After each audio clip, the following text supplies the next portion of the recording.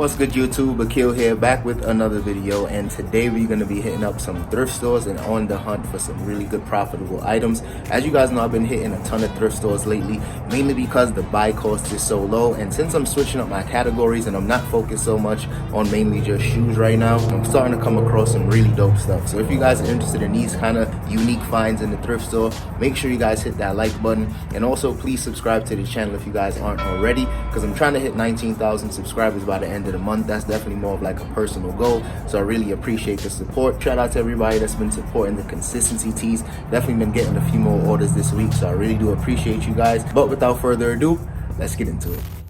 Alright, y'all, so this was a really good find. Came across this Pendleton jacket in the kids section. I think somebody just tried to hide this one, but this one was in really good condition, and it had some unique little accents to it, like that leather trim on the sleeve and of course the elbow patches. And overall, this was in really good condition, no moth holes or anything like that, and that's pretty typical with like Pendleton pieces, especially some of the older ones. So I'm definitely going to be grabbing this one up. And I checked the comps and I realized that if people use the keyword shacket, they were able to get a little more money for their pieces. So I'm definitely going to use that keyword in my listing as well. So after coming across that Pendleton piece, I went straight to the men's section and I saw another Pendleton piece that was actually a Sir Pendleton shirt, and this one was in really good condition. Once again, no moth holes or any flaws or anything like that, practically brand new. And some Pendleton shirts have a really wide range of comps. I'm gonna price mine on the higher end, probably closer to 40 to 50 bucks, since it was in such a good condition, and it was only $7.29. So of course I should be able to make some good profit on that one.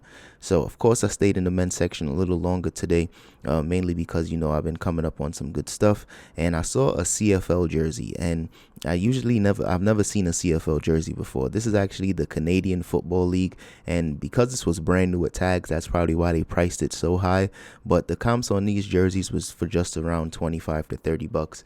So for that reason, I had to pass on it, but it's still a pretty cool find at the end of the day. Now, they had a bunch of jerseys in this thrift store today, but the downside is anytime I come across like Arizona pieces in a thrift store, it's always super expensive. So even though, you know, it was a quality jersey, 25 bucks was just way too much. Same thing for this jacket, you know, they were asking 40 bucks for that, so passed on that as well.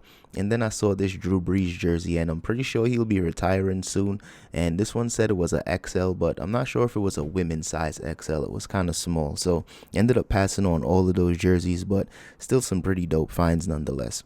So went to the women's shoe section, and this was a really good brand to be on the lookout for. Arc'teryx, their jackets usually sell for a ton of profit, so I was expecting the same thing for some of their shoes and boots, but the downside is when it comes to their shoes, they just don't sell that well.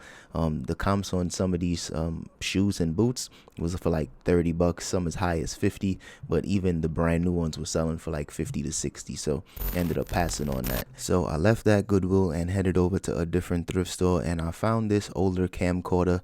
The only downside to it is that it didn't have the battery or any chargers or any cables or anything like that. But after checking the comps, I was seeing that these were selling for right around 100 bucks, sometimes a little more. So I told you guys before, anytime I find cameras without the accessories, I usually would just order it on eBay, and I usually spend no more than 10 bucks. And since this camera was only $5, I figured it would be worth the investment since the comps were so strong. So definitely going to be grabbing this one up. Now, I'm still checking some clothes because, as you guys know, I got some good pieces earlier.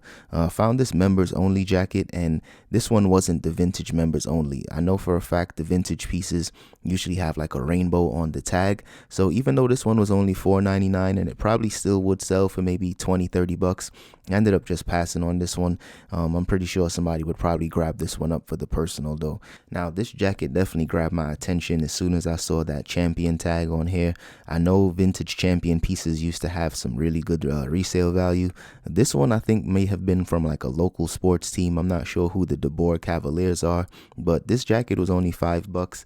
But since it did have that local team on the back, I ended up passing on it. Here is another vintage piece that grabbed my attention. I actually sold this brand in the past a couple years ago, King Louis. I think it was a bowling shirt that I sold for maybe 40 or 50 bucks. This jacket was pretty clean, but since it had like its own little decals on on it. I think this is maybe like a Union or something like that in St. Louis. I ended up passing on it because the stuff like this, I'm not going to say it doesn't sell, but it definitely doesn't sell fast. So I ended up passing on that. Now, this was a really good find. Here was a Tumi like suitcase bag. Definitely not the cleanest. It probably just needed to get wiped down, but for $5 finding Tumi is a really good deal. So it's definitely worth just wiping this down and just cleaning it up a little bit. I usually would sell these type of Tumi bags anywhere between like 100, sometimes maybe 120. So I'm definitely going to be grabbing that one up. Finding a ton of vintage pieces lately. Here's a pair of vintage track pants. As you guys know, these are super trendy right now, so I'm definitely going to be grabbing these up. I think these will probably sell a lot faster, especially since, you know, they're jogging pants right now and so much people are wearing these. And the comps for these are pretty good. Adidas team sweatpants are selling for like 30 to, you know, 40 to $50 depending on the condition. So for only $6, I'm definitely going to be scooping these up, and I'll probably put these up on Poshmark as well.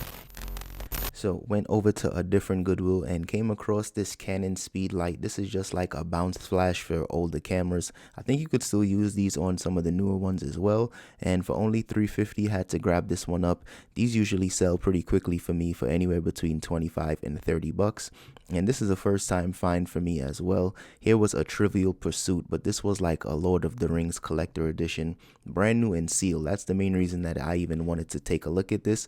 And surprisingly, these were selling for a ton of money. So of course I had to grab that up for only $5. And went to the shoe section in this Goodwill and saw this pair of Cole Haan Zero Grands. And Cole Haan Zero Grands, they're not as popular as they used to be. They don't sell as fast as they used to, but this was a really clean pair. They were asking $15 for this one, but I think I could get somewhere between like $60 and $70 for these. I might be, you know, shooting a little high, but I think that colorway is really dope in my opinion. And here was a pair of Skechers shape ups. These were pretty clean as well. When it comes to shape ups, I usually pass on a lot of them because usually I'll do the little like squeeze test to make sure that they're not crumbling by the midsole. But thankfully, once I did the test with these were in still really good shape. So for only I think $7 or $7.50, something like that, definitely decided to take a chance on these because shape ups still sell for like $40 to $50 all day long. Now this was probably my best find of the day. I've actually sold these waffle makers in the past for like $80 to $100, and this was a few years ago when I was still living in California.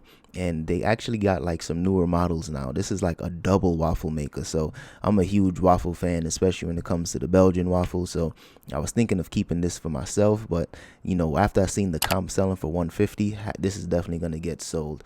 And it came across some Wii cables. I tell you guys all the time, if I can find some attachments, I always grab those up because sometimes you need them to complete a set. Now, I don't know what made me even take a look at this one, but after checking the comps on this one, I'm so glad I did. They were only asking $1 for this one, and I think this was more of like kind of like a projector for maybe Android phones. But these were selling anywhere between like $40 to as high as $60. So definitely grabbing this one up. Tons of profit to be made.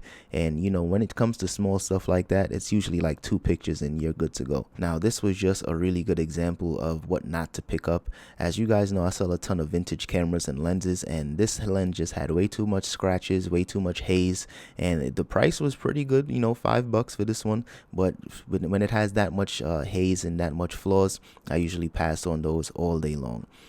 This was a really good pair of boots. This brand is Danner, and Danner is probably you know, one of the better boot brands out there. These boots, the comps on these were really strong as well, selling anywhere between like $120 to as high as like $150. These were also in really good condition, so for $40, of course that's kind of high, but I figured I should be able to at least, you know, close to triple my money on those. And here was a pair of Adidas Ultra Boost mids. I think these are called the ATRs, the all-terrains. Clearly somebody was really running in the mud with these, but the comps are also pretty good. $70 might be a stretch for these, but I'll see if I can get closer to that $50 to $60 mark after I clean up some of that mud.